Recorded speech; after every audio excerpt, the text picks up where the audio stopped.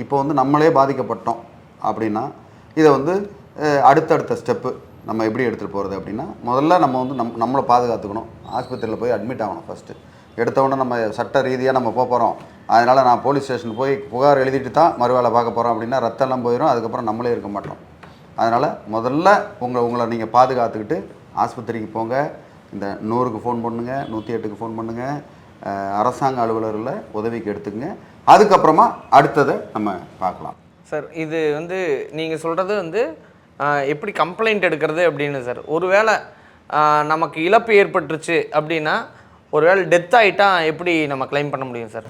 Right. இப்போ வந்து நமக்கு ஏதாவது உடலில் ஒரு பாகம் அது போயிடுச்சு, இல்லை நம்ம குடும்பத்தில் உள்ளவங்களோ நமக்கு தெரிஞ்சவங்களோ ஒரு இறப்பு ஏற்பட்டுச்சு அப்படின்னா நீங்கள் வந்து இந்த வண்டி இன்சூரன்ஸு வச்சு நம்ம இழப்பீடு பெற முடியும். அதே மாதிரி அரசாங்க வாகனமாக இருந்ததுன்னா அரசாங்கத்தில் இழப்பீடு நம்ம பெற முடியும். அதனால் பல்வகையான இந்த இன்சூரன்ஸ் வந்து நம்ம பண்ண முடியும். அதுக்கு வந்து நீங்கள் வந்து ஒரு நல்ல வழக்கறிஞர்கிட்ட நீங்கள் வந்து அணுகணும்.